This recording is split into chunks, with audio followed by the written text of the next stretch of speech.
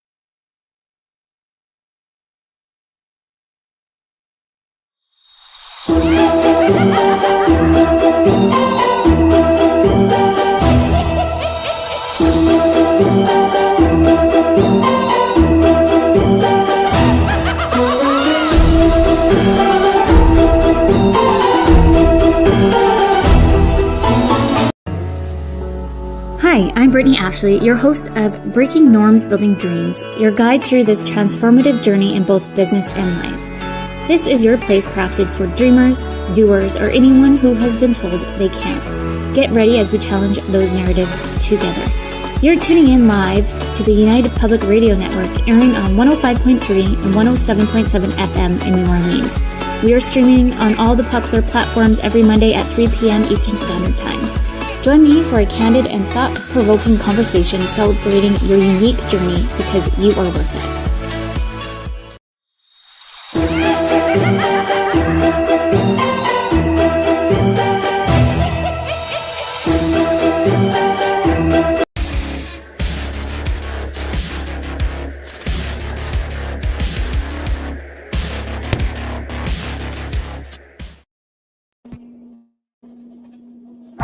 The power agency is built for those who move like predators, decide like weapons, and execute like their life depends on it. You're either fully in, or you're... I had enough. Well, you drove out there into the middle of nowhere and had some sort of loud verbal display challenging ET in general out in the middle of nowhere? That's what I was doing. I actually had a pistol in my hand at the time. I was really ticked off. When I was having this fit, I was waving the gun in the air, okay, and I had this fit. And at this moment, I said, okay.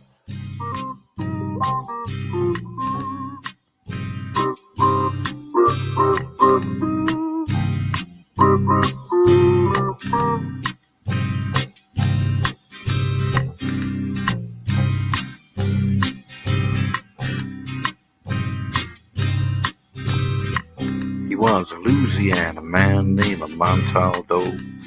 Folks around called him Six Gun Joe. Worked with ICAR, don't you know? Investigating UFOs. Out for a drive with a gal one night, they stopped to check out the reporting site. When an alien lit right there on the ground, he commenced to throwing his weight around. Now, old Six Gun didn't take too kindly to that kind of thing, especially without Vaseline or anything like that, you know.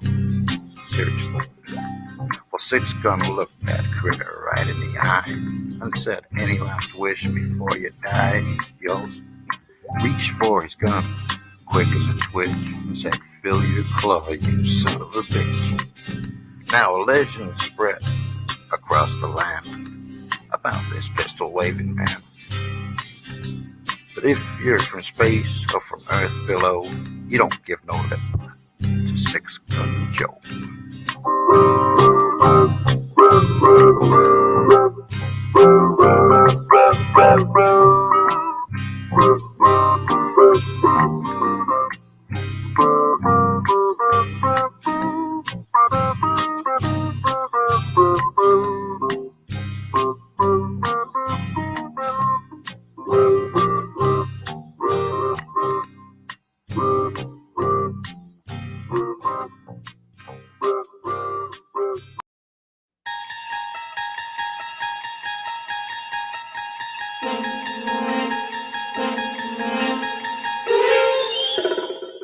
You're listening to UFO Undercover with your host, Joe Montaldo, right here on the Paranormal Radio Network.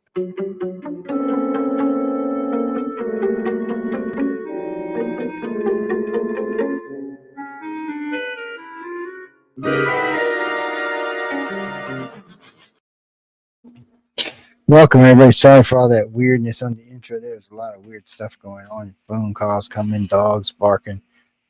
Sometimes that kind of stuff happens. Kind of weird. We're working with one of the Exempit companies to put advertisement on a network. You know, the people that help you lose weight, and or the people help you if you got diabetes. So we've been working with them. They decided to call right as the show went live, which y'all couldn't hear at the moment because I had it on mute. But still, it was kind of weird. So anyway, we'll get back with them later on. So you may see their commercials running across the thing. There's Sexy J Beastman. Welcome, Jay. What's happening? Hey, Heidi. How you doing out there? Hey, it decided also to storm. So if I disappear, it's probably because a storm comes in. We got big thunder rivers coming through right now. Yeah, I know y'all been getting it pretty bad up there too. Yeah. Or if this trigeminal neuralgia kicks in, I might have to disappear for a little bit. But there's been so much going on, and you know, if it was a news show, that's all we'd be talking about is news tonight. I mean, it's flooding all over the place, and I mean, everywhere you look, it's flooding. You know, I guess ET don't like us. Cool in proportion. You know, ET doesn't seem to like us enough to stop the flooding. I guess. So I guess we're all screwed on that number. They say that the original flood of the biblical myth and other cultures was actually caused by them on purpose to weed out the unfavorables on the planet, if you will. They did their own little Hitler thing with a big old rock and threw it into one of our oceans. Yeah, well, they may have. I mean, it's you know, a lot of flooding going on. What's kind of weird. Hey, Joe. A friend of mine from New York calls me and was telling me something. He goes, "Tell me about the flood." I said, "Dude, we're used to that down here. I mean, it's just part of life here, flooding." Matter of fact, we're waiting on a tropical depression to come through. Well, maybe a tropical depression to come through over the next 3 days, which means I'll have 3 to 5 foot of water in my yard. But it's calm in here, and we're set up for that. And don't get me wrong, it can still be a disaster for a lot of people, but it's something that we're used to as my friends up north are not really used to that kind of flooding, and it takes a lot. I mean, when your house gets full 4 foot of water in your house, it's hard to deal with, and a lot of insurance companies don't cover that because most homeowners in the north have not renters insurance. They have homeowners insurance, and they have wind and hail. They don't really have flood insurance because you don't really need it, and it's an extra. And for y'all, it's probably about $5,000. Yeah, probably. Yeah, I think it is. It's not. It's an extra. It's an extremely expensive extra add-on. But the bad part is it's funded by the government. See, if we wasn't subsidized, we were grandfathered from the people we bought the property from. So ours is about $1,000 a year. Whereas, and it tells you on the thing, if we didn't have the grandfather, it would be $6,500 a year. I mean, shit, I live in a Gulf of America. So, I mean, the Gulf of America is literally 150 yards from my back door. There's a bayou in the Gulf. But you're also, I don't know exactly your sea level, but I believe that whole Gulf Coast region is about 8 to 10 feet. Well, see, that's what's so weird about here. So past Christian is actually 15 feet above flood level. Oh, okay. But where I live, it's 5. Yeah, well, where I live, it's 6 feet below sea level. Yeah. So you can actually tell by walking out my door. You can look at through the neighborhood and see the difference in my neighborhood versus others. And it depends where you are on the coast. I mean, hey, Michelle, it really just depends where you are on the coast on how high it's going to be or how low it is. Now, almost all of New Orleans is under sea level, but the old city and uptown is not. It's above sea level by 2 or 3 feet. Other than that, everything else is under by 3 or 4 to 5 feet, depending where you happen to be. It's a very strange thing to watch. I mean, right now it is raining like a biatch. Y'all can't hear, but it's raining like a biatch outside. Yeah, we're in sort of an eye of the storm, but it was coming down torrentially. And the bad part about this is probably most of the storm is going to mingle its way up to y'all. Yeah, probably. A lot of the weather that comes out of the Gulf heads up north. It'll usually hit somewhere. It just and it kind of tilts, so it'll catch the edge of Illinois and then run up on through Pittsburgh and New York and whatever happens to be in between, so all the little states in between us. It's a bitch. But it's part of living in the United States. I was talking to a wealthy friend of mine the other day, and she was telling me, she's like, well, I'm just in the fun. I said, what are you talking about? I said, you should always be prepared. If you live in the United States, I said, we have volcanoes going off. So we have hurricanes coming. The West Coast is overdue for a hurricane. And then we never know if we're going to get nuked. I said, living here is not what people think it is. It's beautiful and it's great, but you always have to take in consideration there is an added danger to living here. Just like out when you're living in California, you never know when the ground's going to go psh, and suck your ass up. I mean, you just don't know. Joe Fox is asking you, Joe, would you still live there if you weren't grandfathered in and had to pay the $5,000 plus?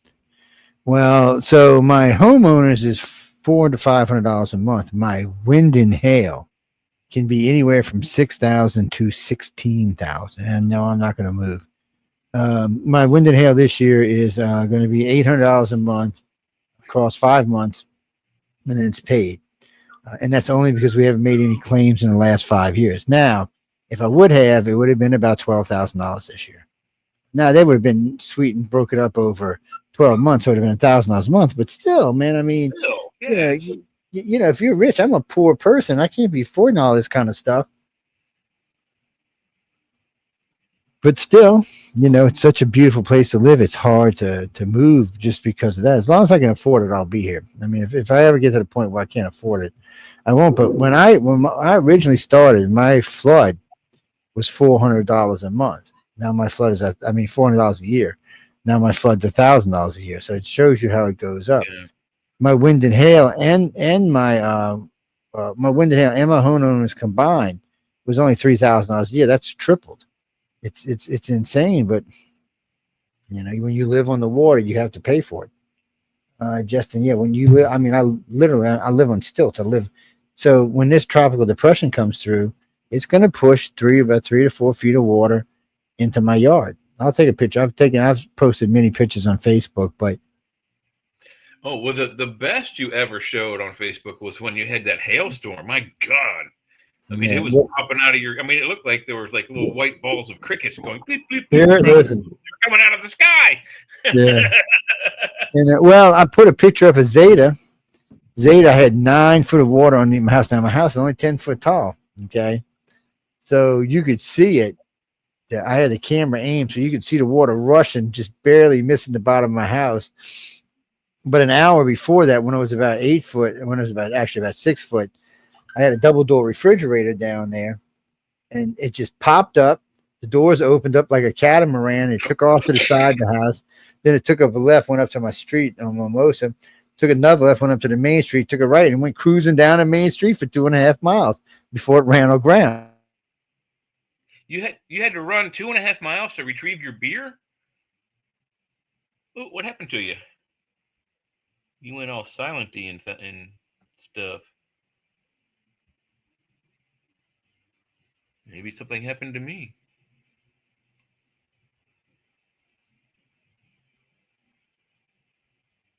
Well, I think we might have lost Joe Montaldo's feed. He just froze up. You there, dude? Yeah. I guess not. So let's read. Okay, thank you. Yeah. Silent and dark. Well, I don't know if he can even see or hear us. Let me see if I remove the comment. Maybe that'll change things. No help. Yeah, there we go. So he'll have to pop back in. He may have lost power having a storm down there. Let's see what he's got as the subject today. I mean, I really just literally came in off the street from work. UFO undercover.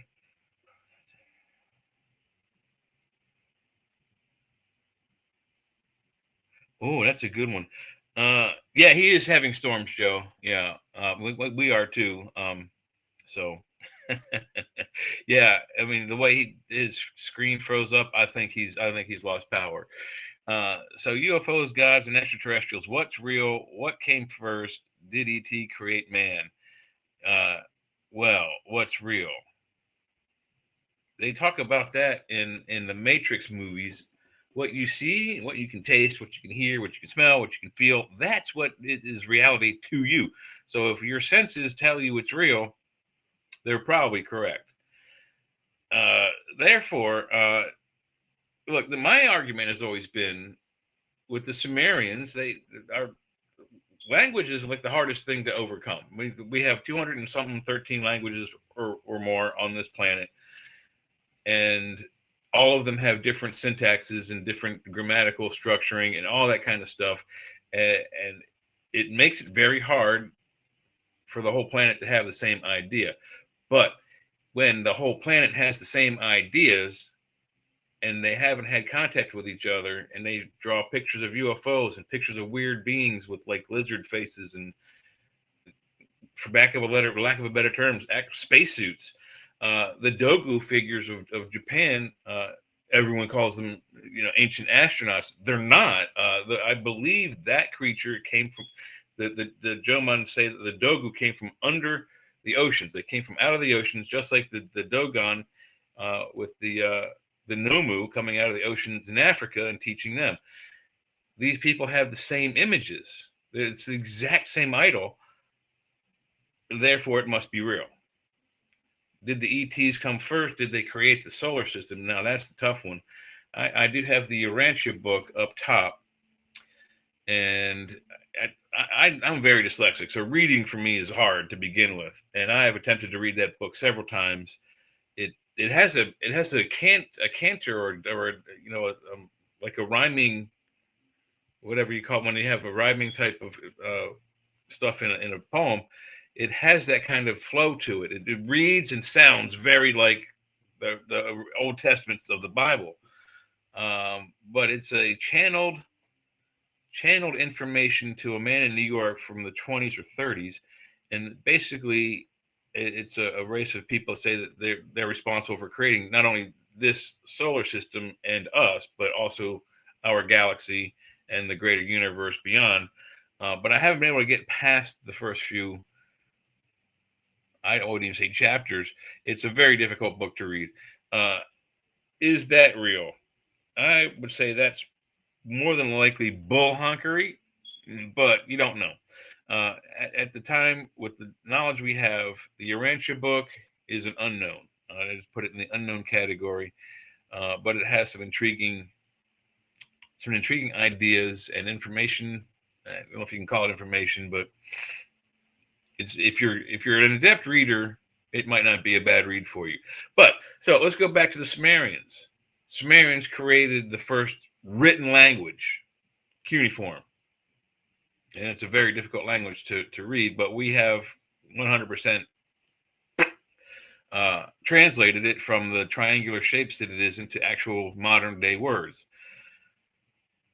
They invented that language about 5,500 BCE, a little over 8,000 years ago, a little less than 8,000 years ago. But the very first thing they write is the Enuma Elish, is their Bible, really, the creation myth story of how we came to be from visitors from space.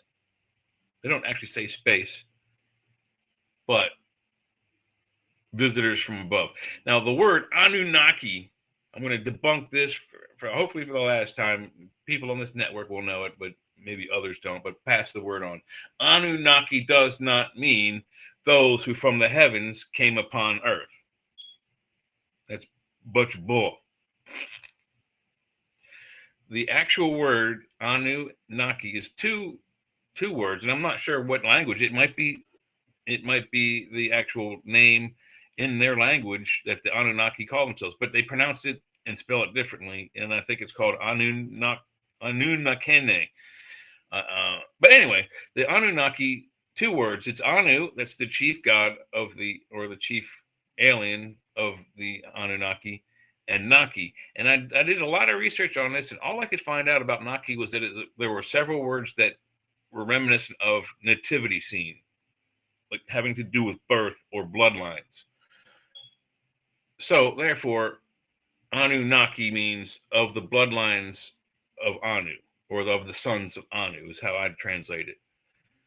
And so do a few others. Why would you write this science fiction story? I mean, it's like basically like Darth Vader comes to Earth with his two sons and blows up the planet.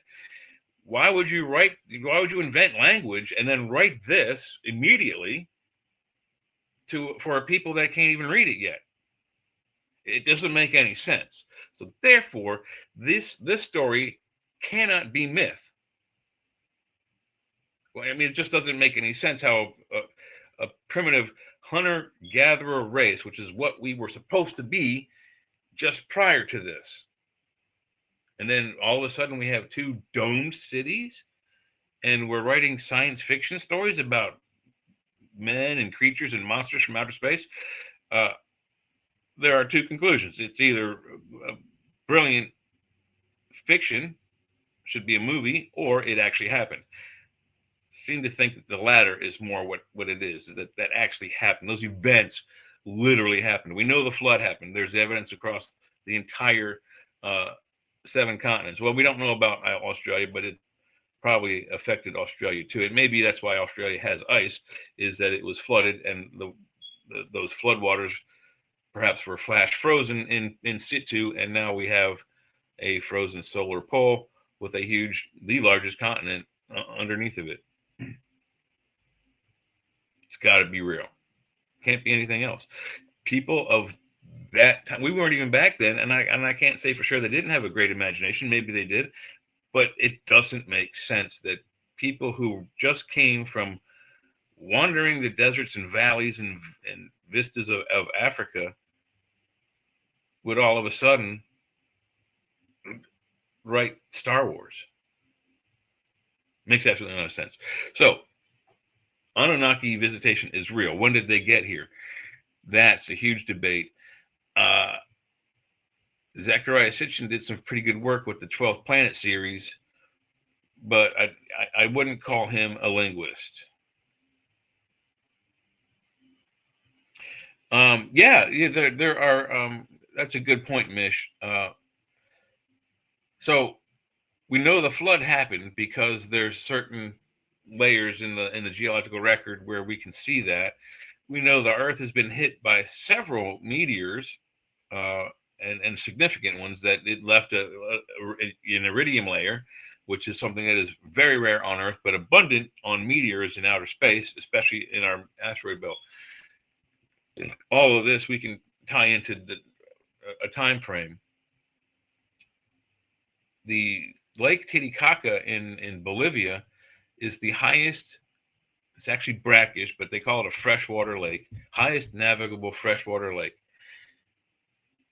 But it has seashells, millions of ancient seashells as its sandbar all around it. The beach all around it is fossils, and the very advanced buildings that are there were destroyed somehow.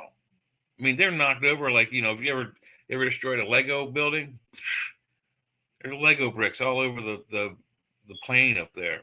What do they call it? The Altiplano is the area. Something knocked those buildings over, A, and B, something deposited billions and billions of fossilized seashells, to create a beach and a brackish freshwater lake. It really happened. Welcome back, Joe. We thought you'd lost power. Oh yeah, the power went out. It was a big bright blue flash and the power went out. Then I was watching the modem come on, which was taking a sweet time. And then the fucking excuse my language, the computer didn't want to come on. It was like I had to unplug it, replug it. It was like it was not having it. It was having issues, but it's working fine now. That's a Dell for you. What can you expect? It's an expensive Dell, but still. It's and with this trigeminal algae, I got to watch it because it kicks off, man. It's so much fucking pain. It's unbelievable. Excuse my language again. I must have been really bad in my last life to get this, Billy. It's hard to explain, but it's uncurable disease that sets off. See, for me, it's on the right side. So from here all the way to here, it kicks off every nerve in my face. Yeah, the doctors call it the suicide disease because so many people commit suicide who get it. Yes. It's a horrible disease. I wouldn't wish it on anybody. For me, I'm kind of lucky in the fact that I only get it every 18 months. Some people have to live with it daily. The daily kind, it likes, like if you do like this, it'll set it off at 5 or 8 minutes, like electrical shock going through your whole body. For me, it's different. When I get it, I can get anywhere from a half hour to 2 hours, just intense throbbing pain in every nerve in your face. And they can't really cure it because people, they can go to your spinal cord. No, it's not actually in your spinal cord. It's above it. So they have to drill into your brain, into the casing around your brain, and either use a gamma knife to numb out the nerve. Not only lasts about 2 years, or they have to put a pillow in there to keep the two from hitting each other. And that'll last for about 12 years, but that's all kind of major surgery. Anywhere from 6 weeks to 6 months in the hospital, at least 5 or 6 months recovery time.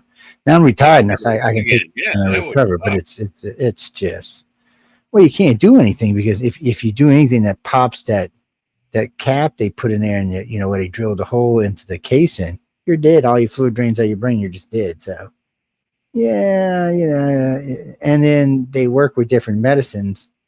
And some work better than others, but you see, like, a lot of my friends who have this or people I've met who have it smoke pot. I can't smoke pot. If I smoke pot, it triggers it. And it triggers it intensely. It makes, like, I guess because it kicks them nerves and, man, I want to get up and shoot somebody. So, like I said, I wouldn't wish this on my, and it'll, in a couple of weeks it'll be gone, and then it'll be 18 months before it comes back. The doctor, that's how it's been working anyway for the last 8 or 10 years. The bitch part is that for the first 4 years I had it, I didn't know I had it. I thought it was dental problems, that were making my upper dental problems, making my eye hurt and stuff. Dentist did all kind of dentist work, all to sue his ass. And that's never what it was. It was just other thing. Oh yeah, it sucks, people. Sometimes a massage will help. Sometimes a hot rag will help. If I catch it early enough when it first starts hot and throw a hot rag on my face and massage it, it only lasts about half an hour. But anyway, we're not here to talk about that. That's shit we can talk about on another show.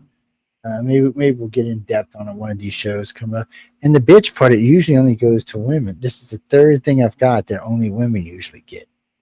I must have been a woman in my last life, is all I can say. I feel for you ladies, the suffering y'all have to go through. I really do. Anyway, enough about all that. So first off, before we even get into anything, what's this new blood type everybody keeps telling me about? What? Yeah, I keep hearing about a new blood type, and I think it's bullshit. But I'm gonna check into it because it can't be any new RH factors. There's only two RH factors. It's positive and negative. So it can't neutral. You know. So and somebody said, "Oh, it's this or that." Another thing, I said, "No." I said I've never heard of any of that. And I keep up on this pretty close because it's one of the big studies we use at ICAR to find contactees. Well, if there's a new blood type, what species is it coming from? Well, they're talking about humans have a new blood type. We can't just fucking change blood types. Blood type test ABO grouping and RH typing. Yeah, see, they're not saying anything about a new group. Let's see. About our blood type test ABO grouping and RH typing. Yes, we already know about all of that. And we know about all that. Yeah, it's the A, B, and O. That's I don't know where they're getting this new shit from. See, what happens with this is these conspiracy people pick this kind of shit up. And they run with it. Kind of shit up. And it's not true. I mean, don't get me wrong. I got a lot of friends who work in conspiracy stuff. Okay, here I got something from the Smithsonian Magazine. Guada negative. GWADA. Guada negative. Now, scientists say the woman is the only known carrier of a new blood type called Guada negative. It's the only blood type within a new blood group system that scientists have dubbed Pig Z. Pig Z? Capital P-I-G, capital Z. Which is now the 48th known blood group system in humans. 48? Yeah, that's absolute bullshit. I can tell you now, that's absolute bullshit. The French that would have made news everywhere. Week. And this just came out June 24th. And that's a problem with some of this stuff. You read articles on it, but if it was true, it would be all over mainstream science. Because it would change the way we looked at science. Live science. She's the only person in the world compatible with herself. And that would really be strange since RH negative is compatible with everything. You'd have to kind of wonder, what is that about? What is she some kind of grown person? Like a clone or something? I mean, you have to wonder about all of that. Yeah. Sorry, now what is my phone yapping about? Let me turn it down. And it says Athens blood type. Some 68-year-old lady is the only known person in the world to have this blood group. Oh, ain't that sweet? Turn this noisy thing down. Let's see, the Athens lab blood type testing they're saying any other blood type than the ones we have are bullshit. They say it's fake. Yeah, I don't know the difference between a blood type and a blood group is, but that would say where they're calling it. It's a new blood group. Okay. Oh yeah, here you go. French scientists have discovered a new blood type in a woman. That's the one you're talking about from the Caribbean island of Galapagos. Well, no. Yeah. Yeah, French blood supply agencies announced Friday that the woman is the only carrier of the new blood type dubbed Guada negative in the French blood. Okay, guys, y'all don't get upset if I call bullshit on this, okay? Until I see something more positive than this. This is let's see how many doctors who wrote off on this. Oh, it's on CBS News anyway. So how can you does she have kids? I didn't read that much. She's only. I haven't seen what it says. That's what I'm saying. I think I closed it. Let me see if I can get it up again. 15 years after researchers receive a blood sample wait a minute. Yeah. The woman is only known carrier of the new blood type dubbed Guada negative. The French blood establishes EFS said that The discovery was made 15 years after researchers received a blood sample from the patient. What? Yeah, this sounds like it's a stretch, but I'm not seeing 15 years. 15 kids. years. Yeah. I would Yeah. imagine she doesn't if she's the only one that has the blood group, because her kids would have it if she did. Well, she's in her 60s, right? 68 years old. So it's very unlikely that she will have kids. Scientists Association have until now recognized 47 blood group system. And since when is that? I don't know anything about any 47 blood groups. I know about A, B, O, and O. Or A and B and O. I mean, that's as far as I know in RH and RH positive. And what was she? Was she a positive or a negative? That still wouldn't be different. Even if it's a new blood, it should still be an RH positive, RH negative. Let's see. A very unusual antibody was first found in the patient in 2011. However, resources at the time did not allow for further research to be added.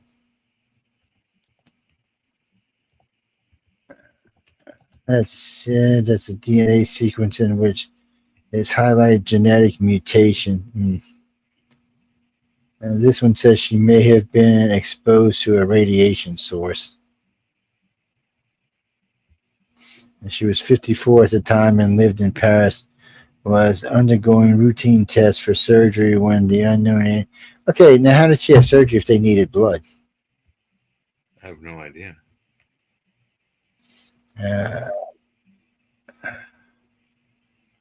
She is the only person in the world who is compatible with herself. 15 years ago, she would have been 53. It said 57 on here. Oh, 54. Yeah, close enough. You're right. The medical biologist said the woman inherited the blood type from her father and mother, who each had a mutated gene. Okay, and what was her father and mother exposed to? The ABO blood group system was the first discovered in early 1900s. Thanks to DNA sequencing discovered in new blood groups have accelerated in recent years. What's the new blood groups? American biologist Dr. Carl Landsteiner, who identified it, also won the Nobel Peace Prize in 1930 for this. Yeah, something's stinking up around here. Well, it's saying 47 blood groups, but I've never heard of it. I've never heard of anything other than A, B. Hey, Steve. And, I'm just something. So I want to know what the 47 blood groups are. Where's my damn computer at when you need it? Oh, there it is. Let's see if I can find it. So I got 5,000 things open as usual. Let's see. Here we go. 47 blood types. Let's see what it tells. Wikipedia blood type comes up right away. The first hit. How many blood types? What is there a difference between types and groups? I mean, I don't really get it. Let's see.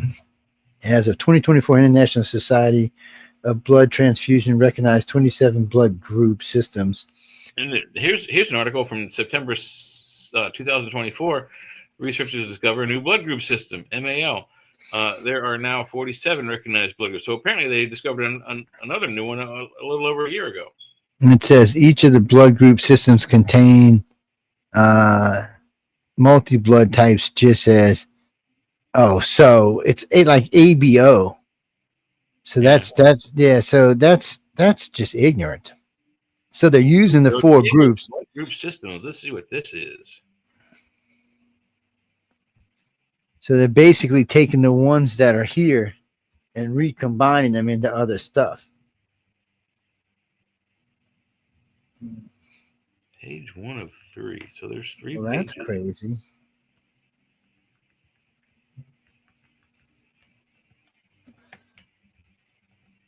That's just crazy. So there's no way a hospital could even contain this kind of stuff. But yet they can treat anybody. So this is so what they've basically done is they've done the ABO blood group. They didn't have that before. It was just AB. Yeah. So yeah, well, there's a list here of 48, and they have that new one on there, which is Pig Z. But yeah, wow. There's also let me see if I can download this. Something ain't quite right with all of this stuff.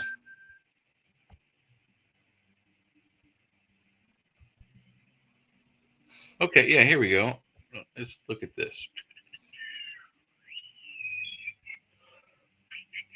Where's the damn? They changed the buttons again, and I'm still not used to these new buttons. All right, share screen.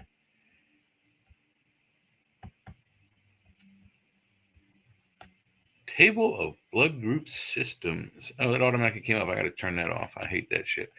All right. So number 1 is ABO. Can everybody see that? MNS. So these mean nothing. There's one for Lutheran. Cal, Lewis, Duffy. I guess these are family bloodlines. Kid, Diego. Maybe we should get a scientist in here to help us figure these out. We got a YT and an XG. It's got to be like, maybe they're calling out chromosomes, maybe, Joe? I guess, because it's not anything. See, because when I'm looking over here, it's saying, let's see, African American, 47%, Asian, 39% Caucasian, 37% Latino, 53%. That's O negative. I mean, that's not O negative. That's okay. O negative. It says African American 4%, Asian 1%. Oh, okay. Caucasian 8%, Latinos 4%. A positive. This is basically the whole world's group right here. Yeah. So what are these other ones? I mean, this doesn't make any sense. These 47 things. What some of those 3-letter names and numbers is the gene, the main gene that is, I guess, prominent in that blood group. Because I haven't heard anything where Rh negative isn't the universal donor. Yeah. Still, even with this stuff, I haven't heard it. I think it's still this. I think it's still so, but I mean, there are 48 of these. There's one called Indian. Gee, I wonder where that one comes from. Let's see, that don't even make any type, because that's not how they type blood. Augustine. Well, I mean, I didn't name them. No, I'm not tossing at you. I'm just saying. There's one called John Milton Hagen. Okay, so why do they give you an Rh factor? Let me see what this thing's at the top. Down here at the bottom, number 16 is Landsteiner Wiener. So we got the number, the system name, the system symbol, the gene names, LRG, I have no idea, number of antigens, chromosomal location, and then CD numbers. So I have no idea what any of that data means. So let me go back up here to the antigens. Yeah, because when I'm looking at just these right up here, the normal ones, they're looking like they're like 99% of the population.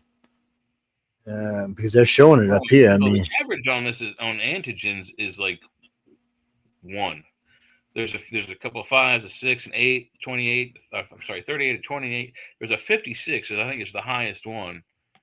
So maybe that is your RH guy. So that if you under gene names, it says RHD and RHCE, and number 4 is RH. So there's your RH. So this is showing O positive.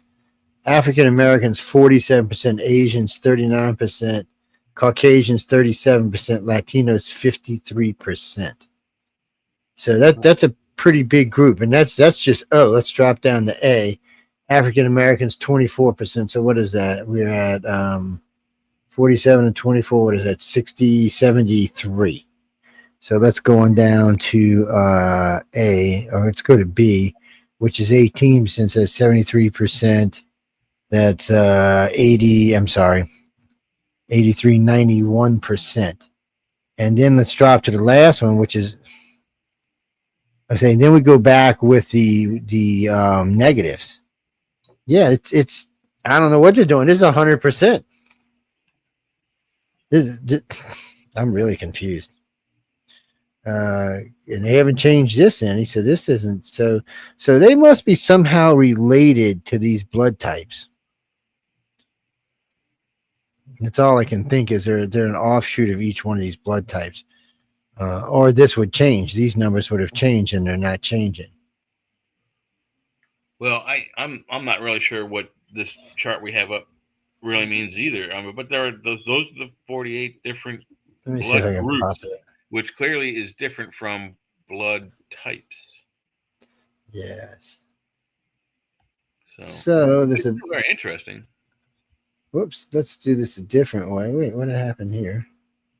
Let's try this a different way. Where was I? Let's see. I'll just change the wording to blood types, not blood groups.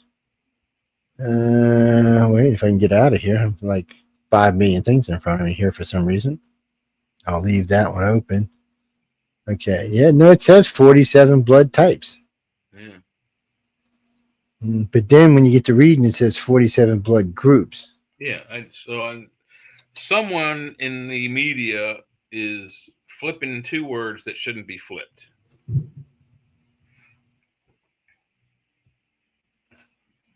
Oh, yeah. Hey, just stick around, Steve. Don't forget about that question. Steve wanted to ask a question about something he saw on my Facebook earlier, but yeah, there's only 4 or 5 the types. I mean, this is the first we ever heard of blood groups. So, maybe we should do some further research on it. But it sounds like the groups are probably based on territory. Like, I'll bet you one of those 47 is mostly Europe. One is mostly, just like you said, how like certain blood types were 25% this and 25% that. I'll bet you it's just like that with the blood groups. I'll bet you one is Europe, one is America, one is Asia, or several. Okay, so many people know where it fit into the classic ABO blood type in. Well, basically, this says it's different, but it's the same. So, in other words, whatever it is has an antigen like an A, B, or O in it. So I guess maybe there's something else in it besides gene that. names are some of this. Like the first one is ABO. Its system symbol is ABO, capital ABO, all caps. Then the G name is ABO, and then it goes into numbers. Okay. Oh, you know what? A better question would be, let's see, where'd it go? I wish I had this thing set on voice. I don't have it set on voice. Let's see. You know what? Where's the phone at? We'll do it. Yeah, let me look on this one. This can cheat. Let's see.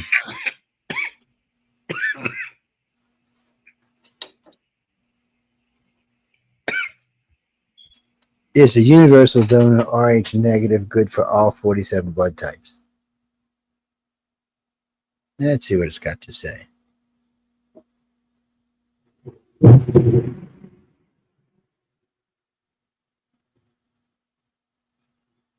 So it says no. Huh.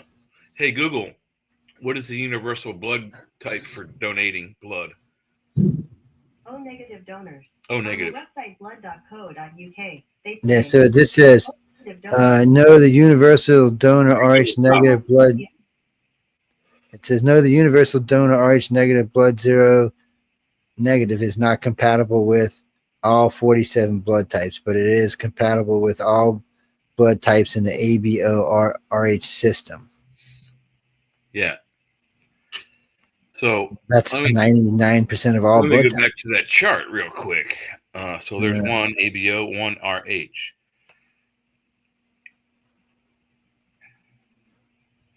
The latest blood type Rahul lacking all Rh negative antigens. Well, so does O no negative. So what the hell? Guess what, Joe? There are only 2 blood groups that Rh negative is the universal donor for it, and that is number 1 ABO and number 4 RH. Well, RH just means Reese's monkey. And listen to this. RH has the highest number of antigens at 56, while ABO has one of the more average ones at 4. Let's see. And I don't know what that means, but it must be significant. Let's see. In emergency situations, O negative blood is preferred for all transfusions. Oh, here we go again. It contradicts itself.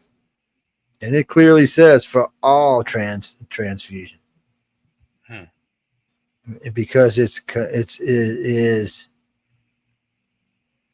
compatible with the vast majority of all blood types. So some of this is not. It's contradicting itself. In a non-emergency situation, blood is typically cross-match tested and to ensure the best match. But O negative is always good in a pinch or a bind for all blood groups. Damn, it's bad out there. My dogs are about to crawl up my ass. Oh no. So this is a problem, okay? Because RH means Rhesus monkey, which the O negative don't have, but the O positive does. So that would have to mean if these blood groups didn't have RH, then they're not from this planet. Just like they always thought O negative may have come from somewhere else, these other groups may come from somewhere else. Because that's the basic foundation of us on this planet is RH positive. Well, I mean, we've talked about this several times that we're fairly certain we share the blood and or not necessarily the blood, but at least the genetics of the reptilians, the greys, probably the mantids, and the few human species. Now, when I go to the donor chart, it says RH negative is 7%. On here, it's saying it's 15%. I mean, these people can't make up their mind about shit. I think 7% is probably when it was first discovered. 15% is probably closer to it. But I mean, no, I'm looking at two different charts, both done in 2024. Oh, because that would have mean ABO would have moved away from 1% and 2%. Is it news media or medical websites? This is medical websites, and they're contradicting each other. That's not surprising. What is the unhealthiest blood type?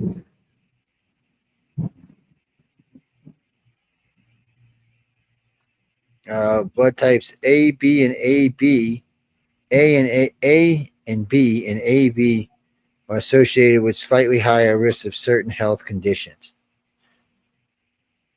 Preferred blood type O is significantly healthier people than all blood types. So even the new ones, it's still healthier. Exactly how many blood types do we have, Joe? This is saying we have 47. No, that's groups. No, it's saying types on here. Oh shit! See, that's what I'm kind of confused with you on how this is done. Which two blood groups cannot marry RH factor? Oh, let's see what that is. Well, Submission's wondering which the different alien races have different blood types. And I was going to think, if there are 4 to 5, then we probably have 4 to 5 blood types. Let's see the group option: RH male and RH female factor. Let's see, protein flood AB, what does not carry. So this is saying that again, RH negative is combinable with 45 of the 47 groups. See, it just gets confusing as you go along. I don't think they know is what the problem is. Oh, so there are 8 main blood types: A positive, A negative, B positive, B negative, AB positive, AB negative, O positive, and O negative. So I guess within those different types, you get the different groups, because then it says in addition to ABO and RH, there are 34 other recognized blood types called blood group systems. So what blood types you think live the longest? O negative. Oh, just O. It says just O. That's all it says. It didn't say negative or positive. So both. Blood type O may have an advantage in terms of longevity. Studies have indicated at low risk of heart attack and blood clots in people with O blood. Even lower risk of cancer in O blood. And AB negative is the one that has the most susceptibilities. Yeah, but we don't know about these new ones we're talking about, like the golden blood. Well, I mean, this is the Australian Academy of Science explaining blood types, and it clearly says that there are 34 other recognized blood types called blood group systems, which I'm assuming are people that are of a certain blood group that just keep intermingling within that blood group. Like all B negative or all A positive, something like that. So if you're type A, mosquitoes hate you. Yeah. Don't ask me, man. I'm just telling you. Oh, here we go. What's this one? What blood types are the most millionaires? Oh, shit. Blood type B have the most millionaires. Really? Yes. You notice they don't mention any of these other new ones in any of this. And it's on this page. Let's try this. Who are the smartest? Oh, let's see what these guys got to say. Where did RH negative come from?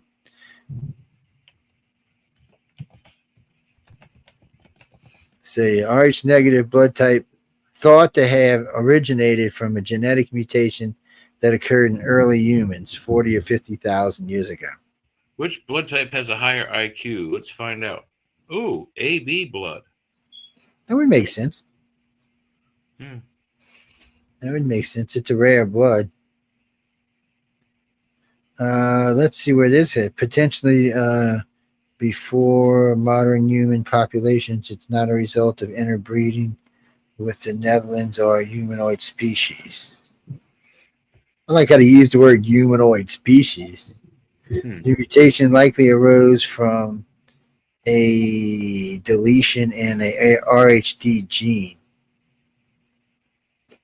which is responsible for the RHD antigenogen gene on the blood cells. They have no idea. They still don't have any idea where RH negative came from. It's amazing to me. Not from the Netherlands. They just have no idea. Which group has the strongest immunity system? O positive. Less likely to be killed by a virus or any sort of thing like that. And apparently these new groups ain't made it now. Here we go. What was Jesus' blood type? How the hell did they know that?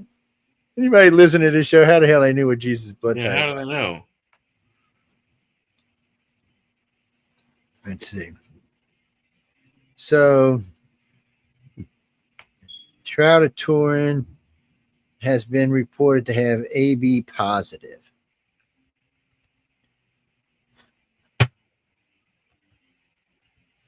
Okay.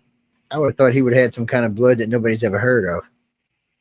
Like the golden blood. That's what they tried to say he had. Ask what you got Google by it? Or I don't know. She's in the front. Ask Google what the golden blood is. Hey Google, what is the golden blood? On the website blood.ca, they say, the rarest blood type in the world is known as golden blood type, and fewer than 50 people in the world have it. People with the golden blood type or Rh-null blood group have no Rh antigens on their red blood cells. Huh. There you go. Whatever the hell that means. No idea. This stuff is over my head. Well, if they don't have any Rh, they probably can't take Rh negative. Well, I imagine it can be converted, but okay. Now this one says Jesus had O negative blood. How do they know that? They have not. No clue. Now you see on this other page, they think he had AB negative. The other one said he had AB positive. This is samples taken off the Shroud of Turin, which we already know didn't date right. Well, I think part of the reason why it doesn't date right is that it was be caught on fire, which I think it's much more than that, because they didn't just use carbon dating on it. They dated the colors on it. They dated the radiation on it. And all that is way before Jesus. Well, yeah, they did find out that it was restored in the 12th century because they added some new fabric to overlay the burnt away parts, and they also painted on it. Yeah, well, all of this, the fabric, the carbon, and a couple other things they found would date way before Christ, like 3,000 years before. So they're gonna have a hard time getting around that one. Yeah. And even they still don't know what created it. A lot of people think it was painted. Some people say, "Oh, it was a radiation that did it," but no one's found any radiation in the cloth to make it plausible. Then some people said it was some type of light that was given off by the body that burned it into it, but there's no scorching or no marks in it. Well, I mean, the image is burned into the fabric if it went that way. It's a hard one. But I mean, it's still intriguing. Yeah, I put the Shroud of Turin in like still the the unknown category. But when they did the X-ray and infrared studies on it, they found that there was a tomography, and they actually made a 3D model of the figure that's inside the Turin. The shroud. And Which I thought then, was fascinating. I don't know if you remember seeing that part, or if you even seen that video. and then there's another problem. The biggest problem about the Shroud of Turin is his face. It's European. Yes, it is. It's not Middle Eastern. So that would have meant that Mary maybe messed around with a Roman. So remember, she got lost in the desert for 3 months, and Rome had a bunch of soldiers out there. So yeah, people, don't forget that. It wasn't like Jesus came down or God came down and did her. She was lost in the desert for 3 months and came back pregnant. So if she wouldn't have used it, so remember this, if she wouldn't have used the Jesus story, she'd have been stoned to death. That's how they handle that stuff back then. So is it true? Is it not? Is this whole religion based on a woman who got raped and lied? See, we don't know. It is very possible. So, now by saying that, we did know that Jesus was around a lot of places. You and I did a show on this not too long ago where we showed how many different places he went. He was in several places in Rome. He was in the old Mesopotamia. He was in the Persian part. And then he was, that's all the time he was going, because he's another one that was going for quite a long time. He went and studied with the Buddhists. He was all over the place. Yeah, but remember this, ladies and gentlemen, this is the most important part of this. The only place they said he performed miracles was where he originally came from. None of the other places they said that he performed miracles. None of the other places. That's correct. So then you got another problem with that. And he could have been an astronaut too. Let's not rule that out. The Bible, though, he disappears for at least 24 years, probably more. When he comes back, he's in his 30s. Yeah, that's the years we were tracking.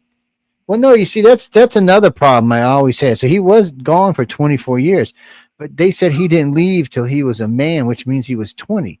So that means it would have been 44 when he came home. Everybody kind of forgets that. He didn't leave at 12 years old and go out into the desert. Yeah. Yeah, so remember, he would have had 20 years or 24 years. That means he'd have been thrown out of his house at 12. We know better. That's not true. We have the stories of Joseph. So he was like 20-something. He was a grown man when he left.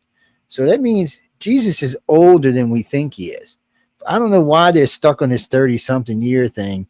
I would think he was in his mid-40s when he came home. They're going off based on mainly scholars believe if Jesus was a real person, that he was probably born sometime in the first century BCE, between 4 and 7 BCE, and he probably died somewhere in his mid to late 30s. That is the ongoing consensus for his lifespan. But then look at that face of that person. You see that person is definitely older than 30s. He looks closer to his 50s. That's another problem. He's also very tall, and people in the Middle East aren't very tall. Isn't the figure depicted on the shot anything like 6'1"? Yeah, and it's different. Even though it's the same cloth and it's open, the heights are different on each side. So you can clearly see the one on the right side is 6 inches taller than the one on the left side, which would have put him in like the 6'4", 6'5" category, which was almost unheard of back then. So I mean, it's a lot of stuff to it that you just got to start and kind of wonder. What are you talking Well, about, and Christopher? the I'm other not thing is, anti-Jesus. We're just if trying it to is get a to the truth legitimate of the item, shroud. but the other shocking thing is, if it is the legitimate item, that means all the statues and crucifixes of Jesus are accurate because they all portray a European face with a long beard and long hair. Yeah. So, but he should have been much darker in color. Yes. So I don't know. And probably a little stockier, and it would probably have a much more prominent nose. Yes, there just seems to be, and his hair isn't all curly and kinky. He there, would look more like Jamie Farr from MASH than he would the guy who played Hawkeye. yeah, and then so we got that issue as well. So that's one of the problems with the shroud. There seems to be, we talked about this the other day, but there seems to be multiple problems with it. That's what kind of makes me think maybe it was fake, because someone didn't accurately make everything correct. Even though they were smart and they knew about, nailing through the wrist and nailing through the ankles, they knew about that, which means that somebody who's observed a crucifix, someone being crucified before, or had access to human cadavers and had done studies with them. Yeah, well, that's true too. We can't rule that little section out too. Look, Chris, we don't fight about this kind of stuff because we don't know. Jay and I talk about this a lot. There's some pigmentation on it from that study. We know there's some pigmentation on it. They like, particularly the blood stains were painted over to enhance them. But if it was the legitimate article, and when they did the restoration and they made the painting to enhance it, make it look better, they may have ruined any chance of actually getting Jesus's DNA if that's the case.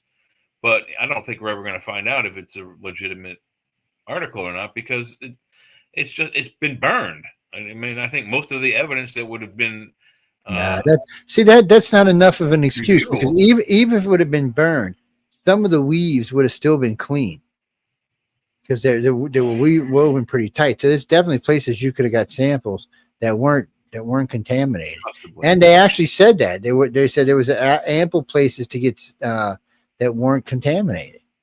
And so they're putting it at least 3,000 years older than what they said it was originally. Well, the video we're talking about, I forget the name of it. You know that one of the guys in it, they basically said that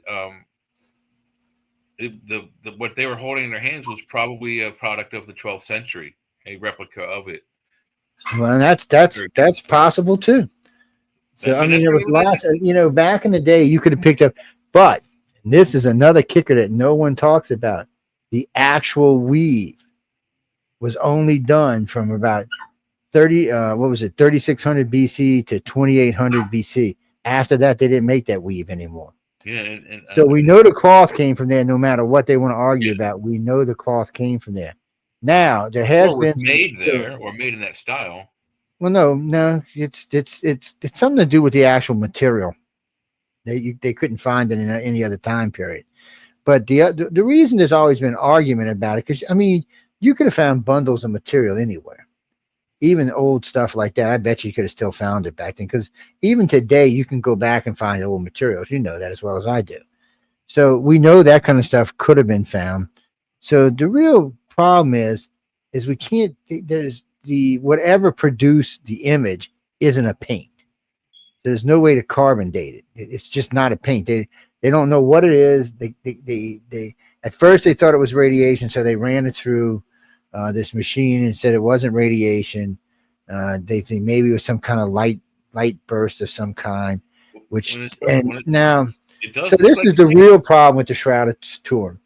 Everyone who worked on it was a Christian, and the Vatican guards it closely. So no objective scientists have ever got to work on this thing. And I guarantee you, if they ever get to, it's going to really upset a lot of people. They're going to probably come to the conclusion it's a product of the 12th century. They might conclude it's a 3000 BC. The intriguing thing that everyone that's 5,000 years. It could be anywhere in that time frame. That's crazy. There is a unique anomaly to the shroud. When they subjected it to the infrared and X-ray scans, they also took pictures of it, and under those filters, it looks like a legitimate emulsion film negative. Without question. It looks And think about what you're saying. A lot of detail does come out when you do the reverse. Oh, there is a lot of. So, but think about what you're saying. Then why are the things not added? Why don't they match each? It's not even just his body. The little things on the side, the spears and all, they don't line up.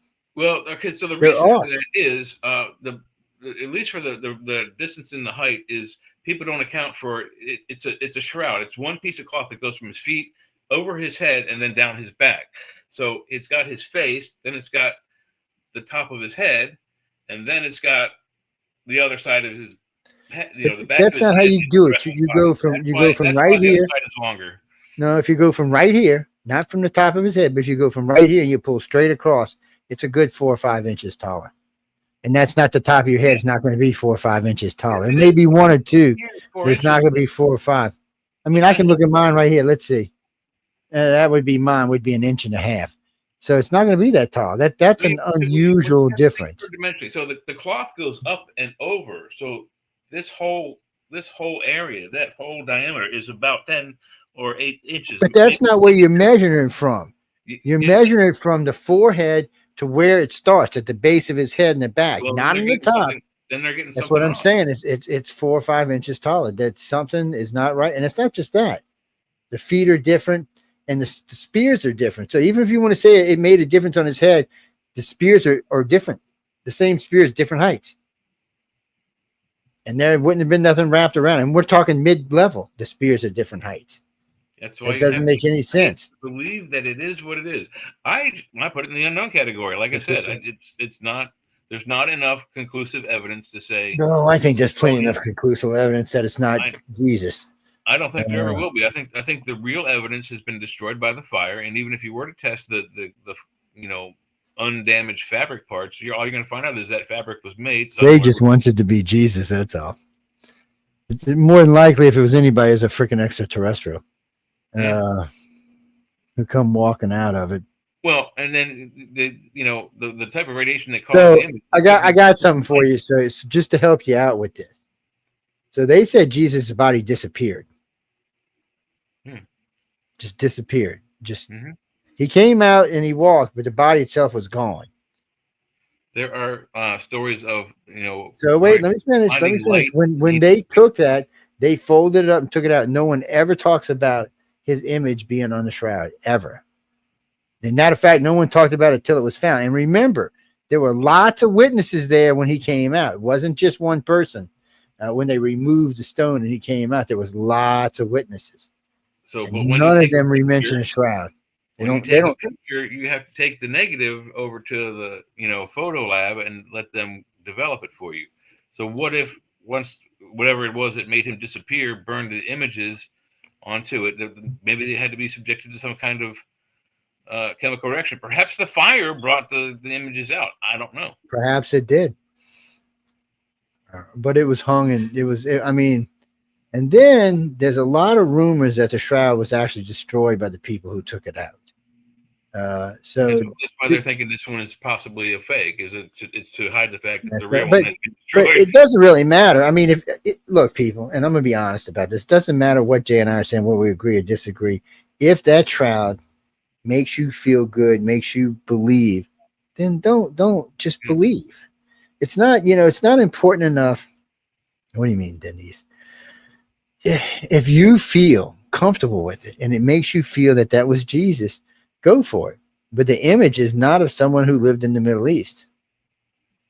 I can tell you that now. And his father and his mother was raised in the Middle East as Israelis. And one thing about Israelis, both of them have curly, kinky. They even mentioned his dad having curly, kinky hair.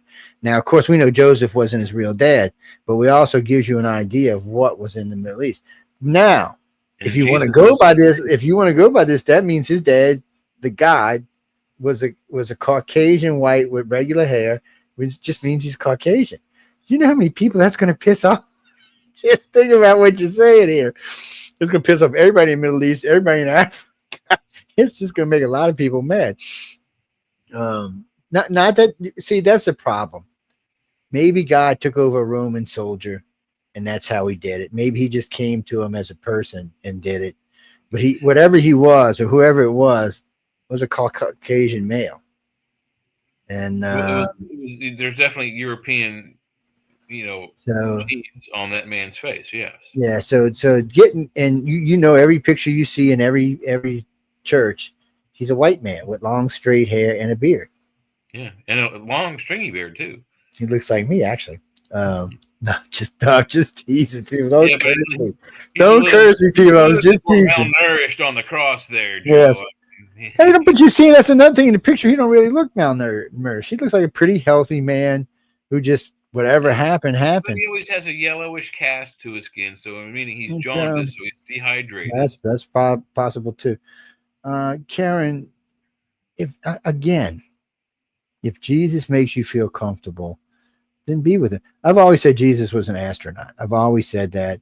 I've even lost jobs over, good paying jobs over. I've always said he was an astronaut. And the reason why is I feel like because of what we know was going on back in the day, it just sounds more like that. It just sounds like it. Think about how long he lived on the cross. No one lived that long on the cross. 3 days. You know, and they had to kill him. And that's the thing.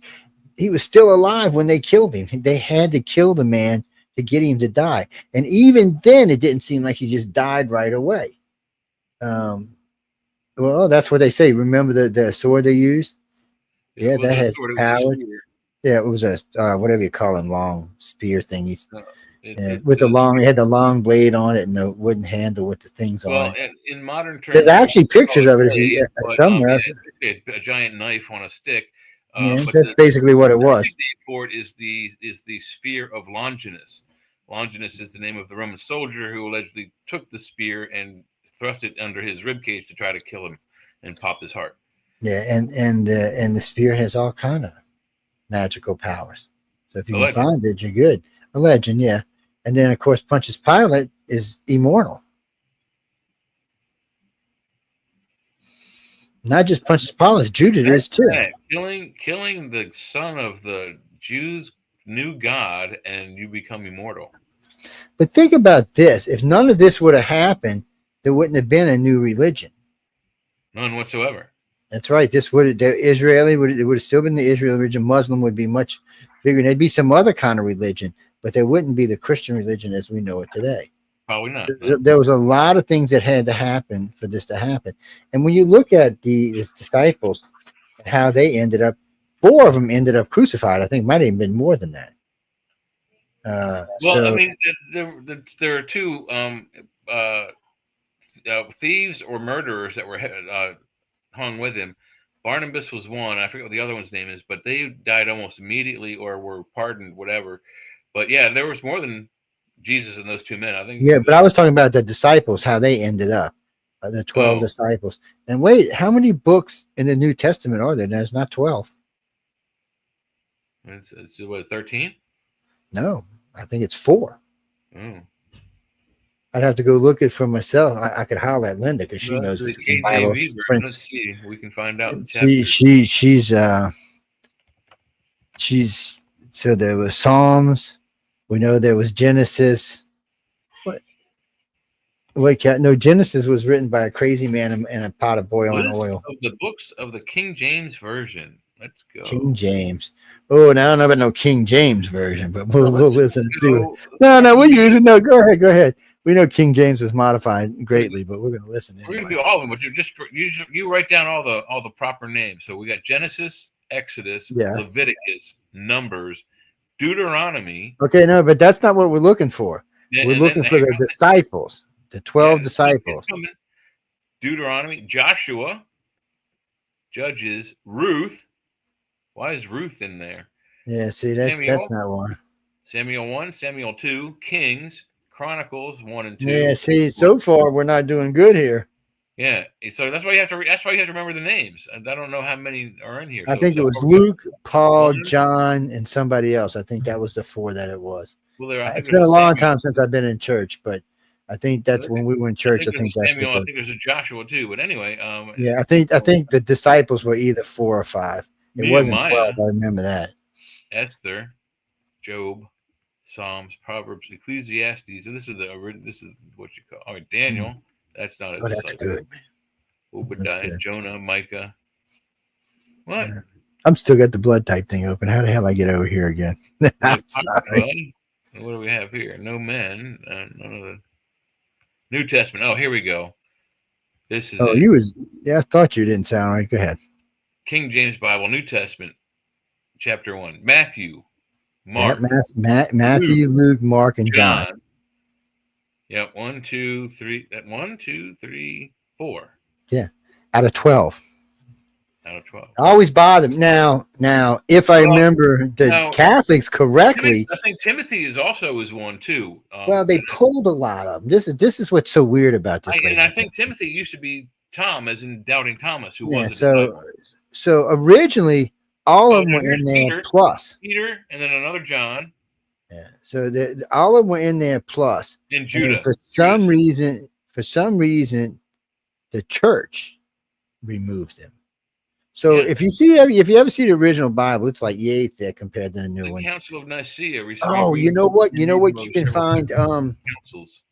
It's not on this computer, but when I get on the other computer, I'll get it up. So I got one from, what do they call them? Not Bibles, they call them something else. But one's from 800 BC, one's from 400 BC, and what it is it's much different than the Bibles we read today. It's much different, and it wasn't in Latin. It was in somewhere in Greek. So it was really strange. What do they call them? Codexes. That's what they call them. Codices, yeah. Codexes, yeah. So those are much different than what we do. And James is much different than the original Bible. Remember, King James had it modified, and so he get divorced. So let's not forget that. And so it was definitely modified and it was changed around. So what it looks like, and I can't swear about this because I wasn't there, but it looks like they were messing around with the disciples, putting this one in, taking that one out. And there's also supposed to be a book of Mary, which, and not Mother Mary, Mary Magdalene. Yeah, Mary Magdalene is supposed to be a book of Mary Magdalene. So now we didn't get none of that. And there's Bibles with it in there. Or codexes with them in there. We the people, for some reason, we're gonna have to bring a fucking Bible expert on here. Is what we're gonna have to do. Michael Carter. And, I know. There's a couple people out there we're gonna have to talk to and bring one on. Not on this show, Glenda. We'll bring them on the chat, or we'll bring them on news. We'll bring them on the chat. Yeah, we'll bring them. No, we can't. It's not really for this type of show. We like to talk about it because a lot of times this stuff ties into extraterrestrial. Yeah, always. Yeah. So. Well, the Bible, there's a lot of stuff in the Bible that makes you wonder about ET. And, when I say Jesus was an astronaut, think of it this way. There's no miracles he made back then except for one that I can think of that we can't reproduce today. And it's only been 2,000 years. Give us another 2,000 years and we can reproduce everything that was in it. Everything. Mm-hmm. Give us 2,000 more years after that, we'll be doing things that were never mentioned in the Bible.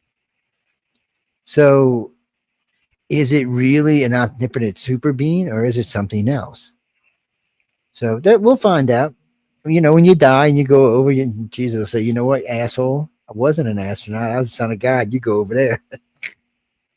And he may still be the son of God and an astronaut. Because that's quite possible too. Well, think of it this way, Carolyn. If Jesus is the Savior of man and he is truly the Son of God, then that means he's got to be in more religions and more planets. Now, when I met with Monsignor Balducci in D.C., like 12, 14 years ago, and I was talking to him, he said that the Vatican believed that the Greys were on a much higher level spiritually than we were. And that they understood things that we just cannot understand at this point. So spiritually, he thinks they were much, much higher. They also only have a single religion. Actually, all three of the races that visit only have a single religion. And from what they explain, the Vatican explains, they believe in that religion, not in the way we believe in the Christian religion, but a religion that's based. We got it wrong. They know the answers. We don't. Yeah, and even that they said they're not 100%, but they are so much further ahead than we are spiritually that it's not funny, which makes sense. I mean, the races, anywhere from 500 million to a billion years older than us. Of course, they're going to know more than we are in all aspects of life. I mean, we're basically just babes in the woods. We're children to the rest of the universe. Yeah.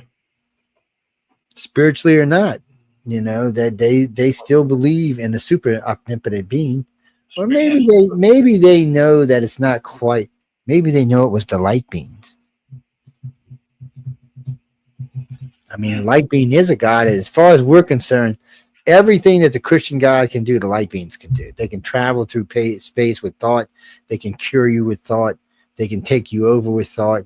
There's nothing they can't do with thought. They can build buildings and mountains and create worlds by thought. Sounds like an omnipotent super being to me.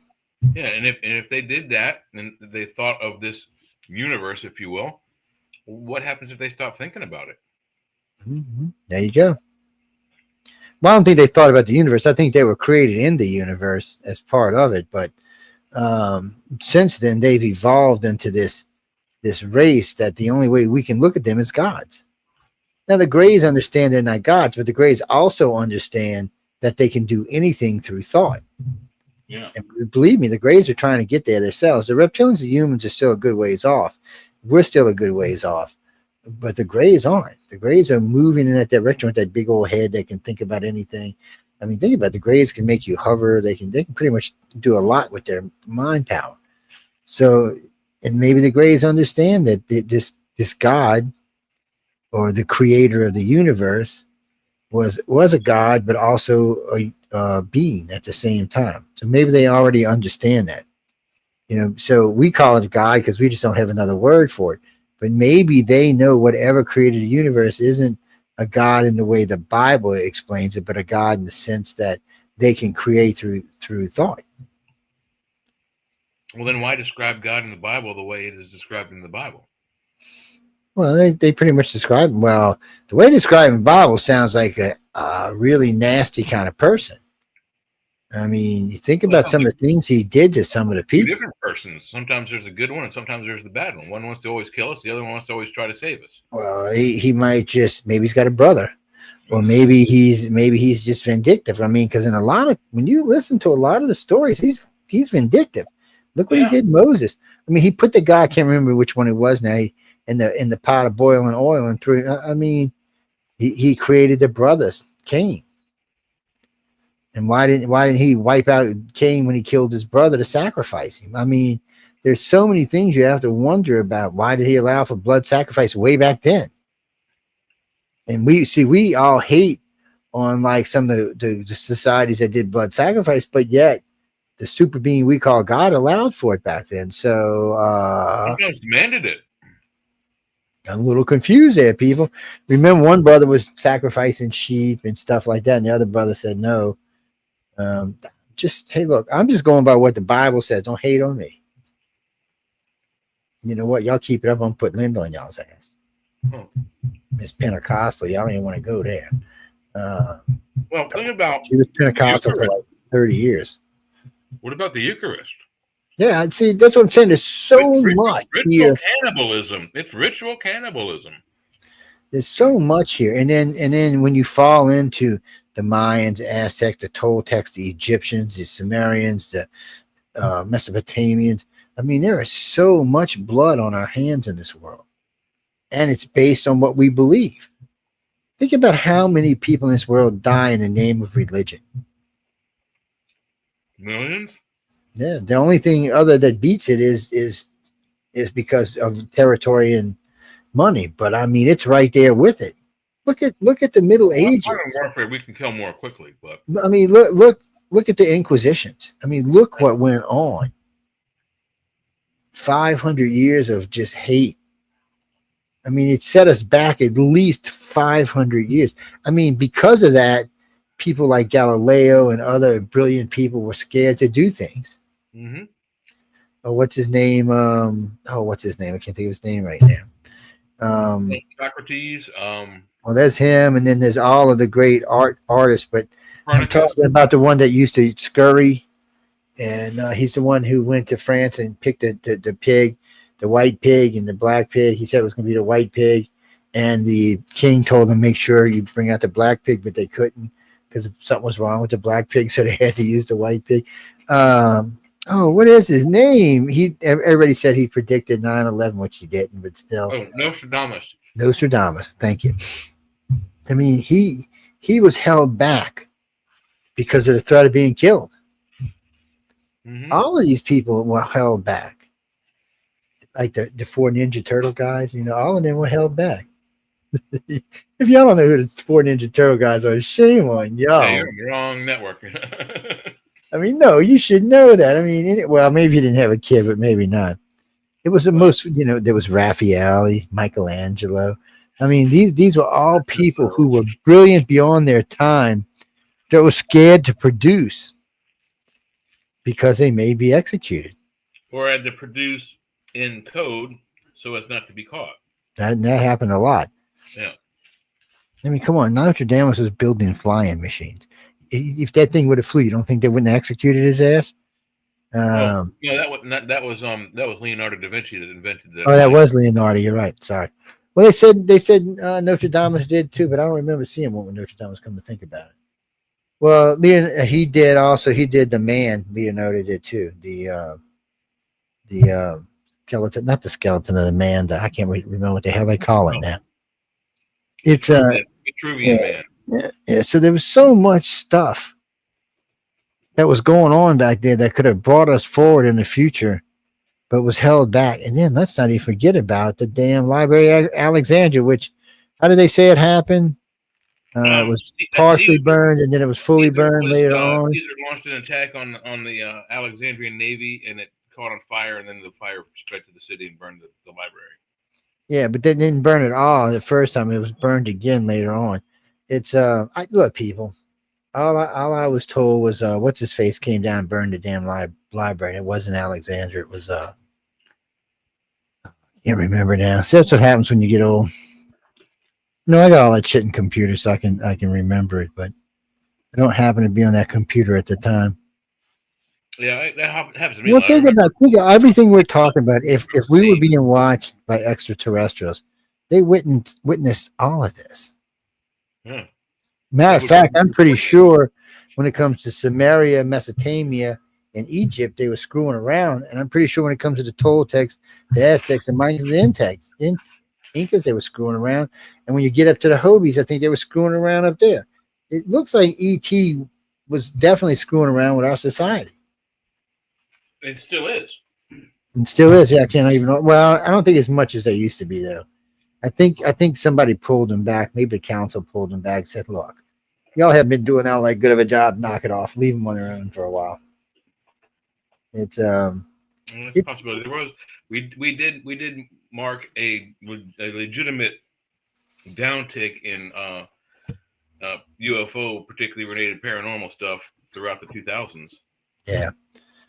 Well, so you've got a council with how many ever beings that are in this universe. So you're talking probably, the council's probably holding 50,000, 80,000, 100,000 different extraterrestrial groups on this planet. And they all got to say on what goes on. They're probably like, leave the stupid humans alone. Let the humans develop on their own. And I think they did that for one main reason, to slow us down. Because our computers now, we've been leaping. It was every 10 years and every 5 years. Now it's every 2.5 years. Pretty soon it's going to be every 1 year with AI. We're going to double our information.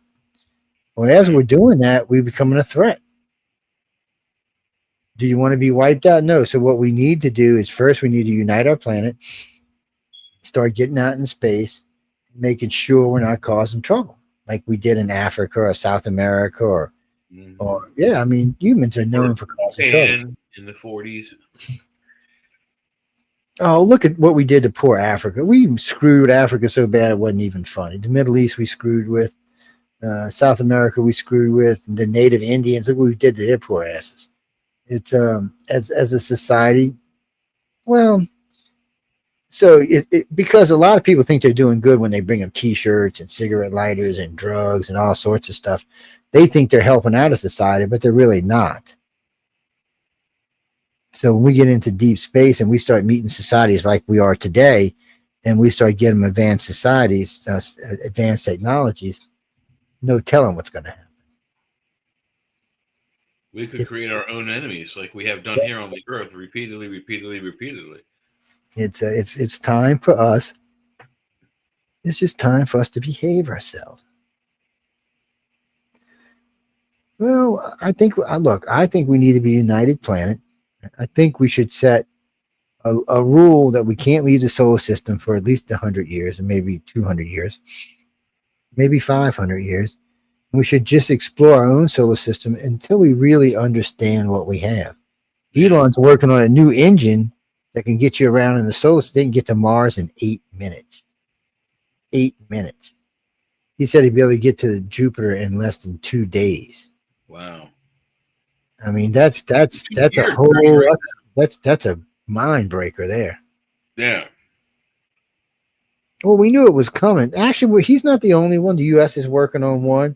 I hear China's trying to work on one, but they're having a hard time catching up.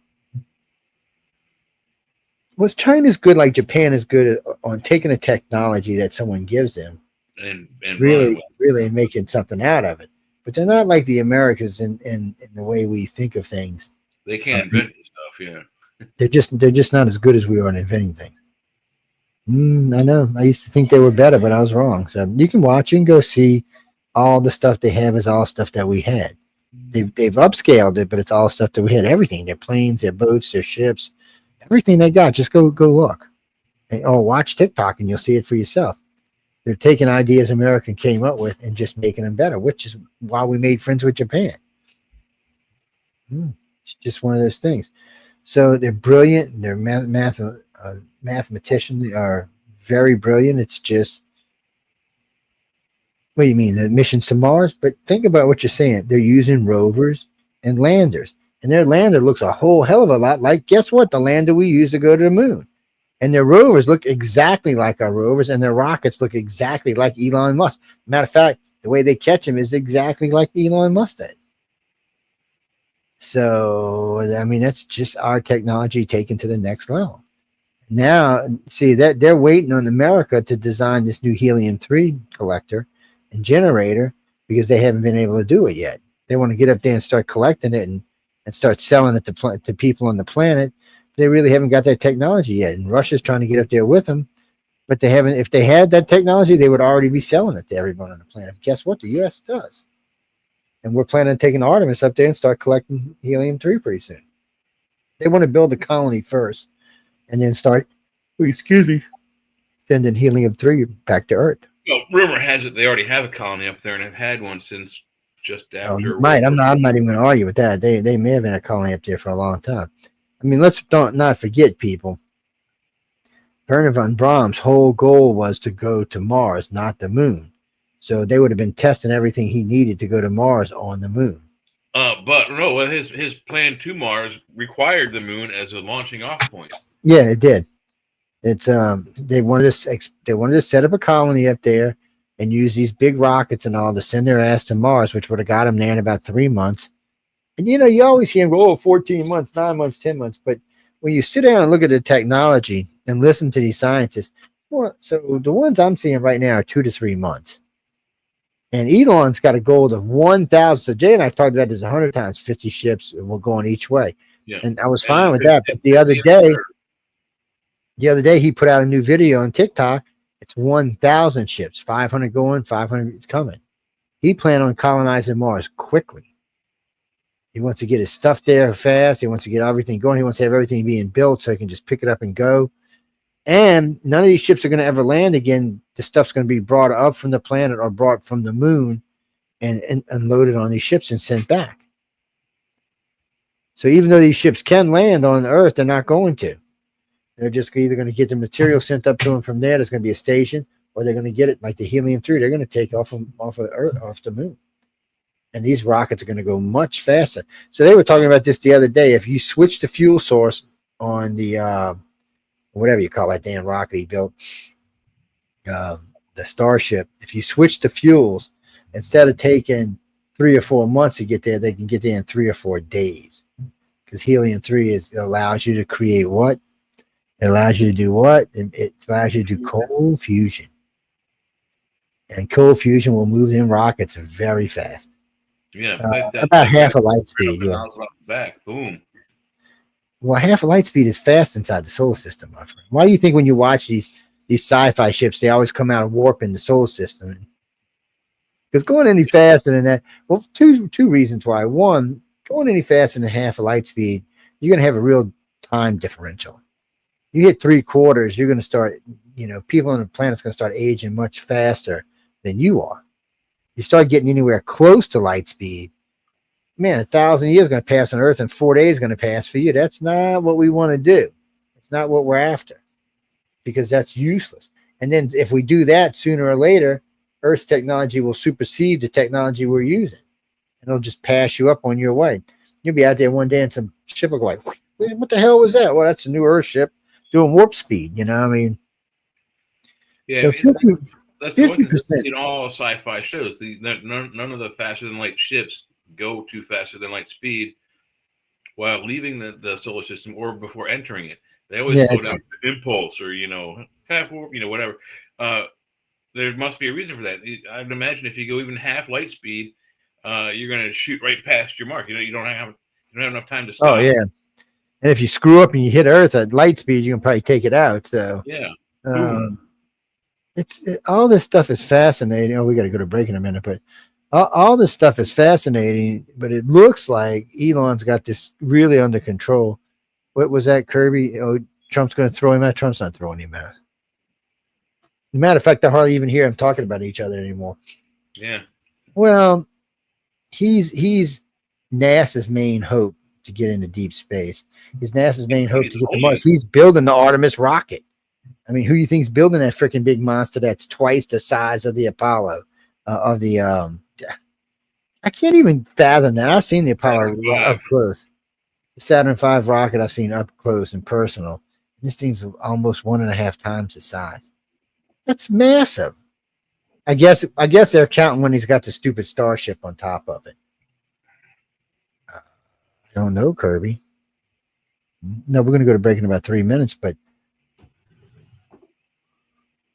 we need to explore the solar system first. There's going to be life found in this solar system. There's going to be all kind of minerals found in this solar system. There's going to be stuff we've never heard of found. Come on. We found helium-3 when did the last Apollo fly up there? 1970 something. So 1969 was the first moon landing. Yeah. So think about it, this guys. If we'd got it then, we'd be moving all over the place. Helium-3 is the next Middle East. Whoever controls that controls the world. So that's why America needs to be up there. They don't care if China. So China can get it and sell it to whoever, but we want our own supply. And remember, the UN made it where you cannot own property on the moon or on Mars, anywhere in the solar system, by the way. Yeah, so that would be an act of war if anybody got on your property, because you can't own it. Well, it wouldn't even be an act of war. It wouldn't be nothing. Be like, hey, push over there, China. We're going to come get some of your helium-3, which I'm sure the Chinese wouldn't appreciate. But hey, that was the stupidest thing I ever heard the UN do. Oh, well, we're going to make it you can't have property on the moon. Bullshit. Yeah, this is like when you staked out territory on, and back in the day, the planned people. When we came to Earth, when we came to the moon, and we went to Brazil, or we went to Africa, everybody was staking out their claims. It's not going to be any different. And what you're going to start seeing is people like Elon going up there, and Jeff Bezos and other people setting up camp, because they'll have the money to go and build a base, start doing stuff. So you'll have countries, but I bet you the people like them will do it faster and quicker and cheaper. I bet you they will. And they'll get a lot of that helium-3 themselves and bring it back. Hell, they'll probably refine it up there, and they'll bring back refined helium-3. So they can just load it into a reactor. I was listening to this just yesterday. A handful of helium-3 and a fusion reactor in New York will power New York, the whole entire state, for 100 years. Do you know how much coal and natural gas we use just to power New York City? And one handful of this stuff will power the whole entire state for 100 years. And there's lots of handfuls of this material up there. Yeah, the estimates are something on the order of 400. Was it billion or trillion? Hang on. That's a lot. Well, I've heard estimates from 10,000 million Yeah, indicating Somebody a clear. said 400 million billion, but I don't know if that's true or not. So we're not going to stick with that. But think of it this way, people. Whether it's 10,000 or 100,000 years, it's going to fuel our planet for that long. Do you know how far we'll get? Our entire solar system will be explored. We'll be having stuff. We'll be on Vega by then, Proxima, not Vega, Proxima, and a couple others that are nearby. Well, there's not that many planets nearby. I'd have to go look the chart. Well, Proxima, what is it, a trinary system? It's very possible. I'm not sure. I think it is. I don't. It's. But anyway, there's a couple of planets there. We'll be going there. We'll be going other places. Well, all the good planets are like 100 light years out or further. All the ones we've seen that we're really interested in, 100 light years. That means at light speed, it takes 100 years to get there. So at half light speed, it's going to take 200 years to get there. Well, Proxima Centauri is a member of the Alpha Centauri star system. And there's Alpha Centauri. Yes, so yes, it's the ABC trinary system. Yeah.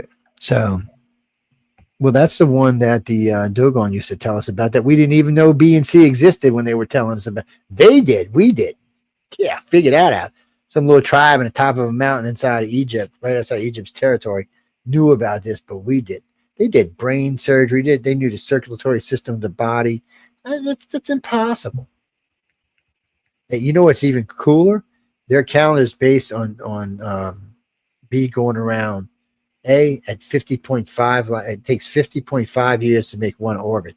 That's what their calendar is based on. I don't know did they know that? I mean, how did they know that? They also knew the density of Proxima A, that if you took a scoop of it, that it would go all the way through our planet if you dropped it. This is a tribe in Africa, people. Well, you know what? They're not the only ones that had advanced knowledge. The Aborigines had some pretty good knowledge. The Chinese had a little bit. The Toltecs had some knowledge. The Mayans had some. American Native Indians had some. So here's an interesting fact. Proxima Centauri is the nearest star to our solar system at 0.2 light years away from us. It's so people, we go zip along and get along. Well, they always like to use Proxima at 4 light years, but it's like Jay just said. No, this is for Proxima Centauri to its closest to Alpha Centauri A and B. There's one planet that's 3.8 light years away. Technically, that's a close. I don't know. They go back and forth on this stuff so much that it's irritating. It's like it used to be 100,000 light years across our galaxy. Now it's 160,000 light years, and they added another spiral band. Yeah. Okay. You know, scientists, I love y'all, but sometimes y'all cause more problems than you solve. No, I mean, really, it's aggravating sometimes. What's that, Christina? What about the shroud? No, we talked about it. If the shroud makes you feel good, then you should believe in it. Mm-hmm. I said it really is based on your faith. If you have the faith in it, go with it. I tell you what, I don't know if John DeSalvo is still doing radio anymore. I will put I'll put a thing out. We'll bring him on and we'll talk about the shroud. He knows a lot about the shroud because they worked on it. He knows a lot about stuff in Egypt because they worked on it. He's Sir John DeSalvo with the PhD, I think 2 PhDs. No, Sir, because he was knighted. And then 2 PhDs, yeah. Well, see, originally when him and I talked, he was going, yeah. He said we tried to prove that the shroud was Jesus.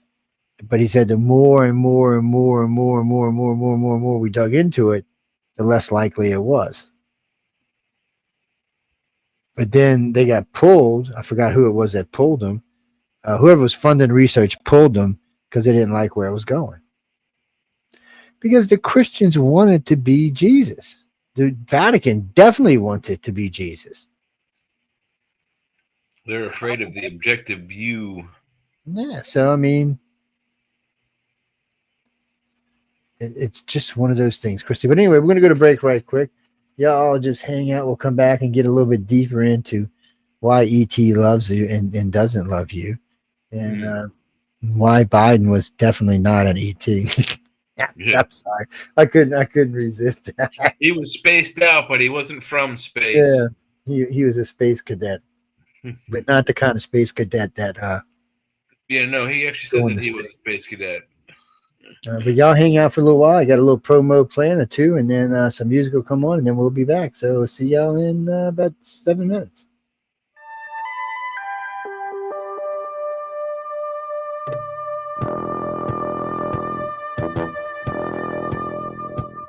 Tune in to UFO Undercover, Wednesdays at 8 p.m. Eastern, with your host, Joe Montaldo, right here on the Paranormal Radio Network.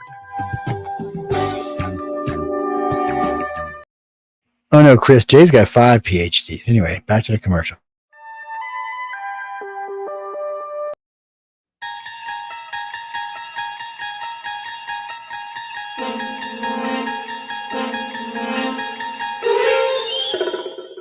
You're listening to UFO Undercover with your host, Joe Montaldo, right here on the Paranormal Radio Network.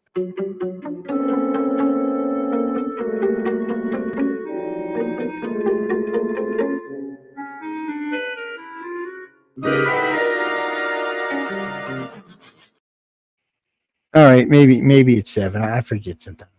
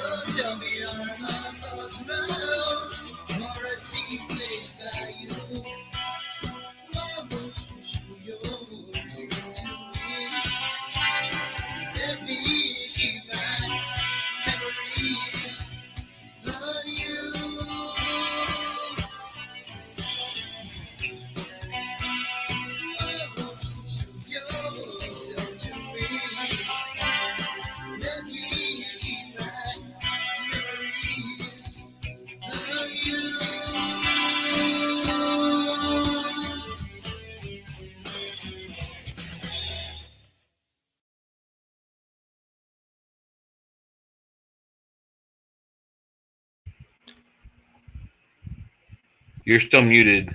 I re-muted myself, my dumb self. That was actually quickly fast.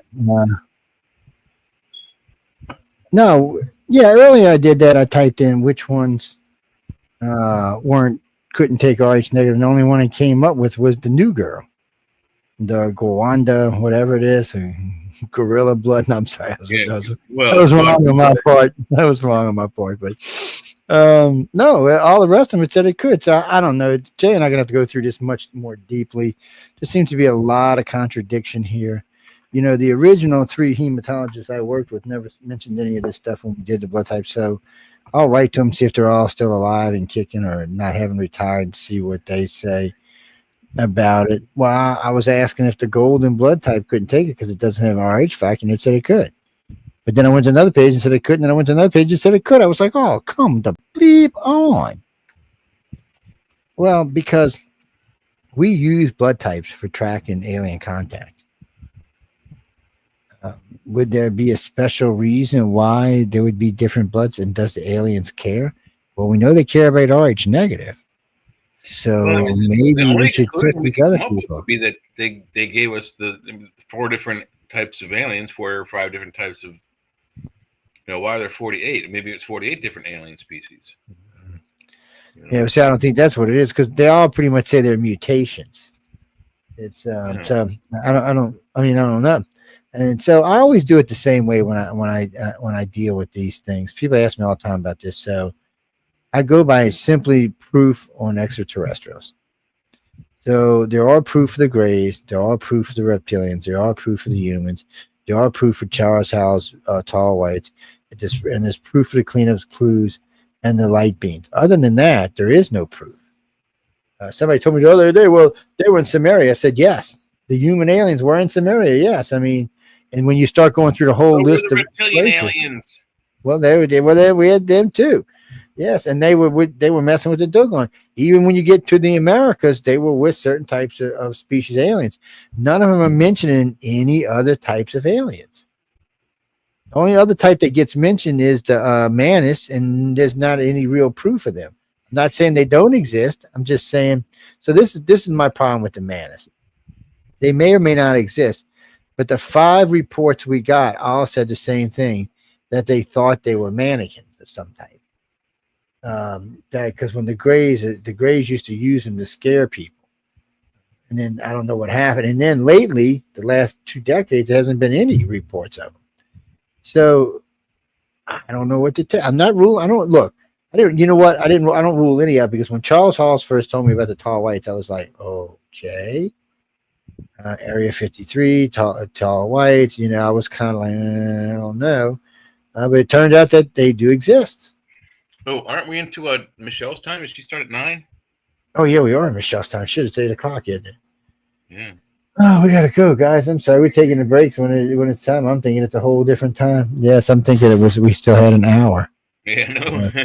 Michelle be kicking Jay and I's ass. We're going to an hour, but we got to go, guys and girls. Jay's right. I wanted to start bringing on guests, but there's a couple of things that I think we're going to work on before we do that. Just some loose ends I want to tie up, like what we were just talking about with the types of aliens. We'll do types and aliens, types of ships. And then we might do a little more stuff on the blood work. And then I think we're going to probably invite Dolly Saffron on the first guest, maybe in 3 weeks. And then Jay and I'll get together and see who else we want to start bringing on. And we'll start loading in the guests and seeing who. And if you like somebody or you'd like to see somebody, you can write to either one of us, and we'll see about getting them on. Or you mean Heidi? Oh, I don't know. Heidi's bad, man. She got the evil streak in her. I don't know if we can bring her on. She's like, we'd have to have the cross the whole entire time of the show. She can melt our minds with her eyeballs. Yeah. She's a sweetie pie. We're just kidding. But anyway, we're going to go because Michelle is on right now. And she probably is going, I'm going to kick Joe's ass when I get off.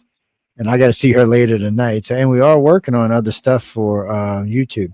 But on that note, we're going to get out of here. I want to thank everyone for tuning in to United Public Radio and UFO Undercover. Jay and I said we love y'all, and we'll see y'all. We'll see you Friday. Good night, everybody.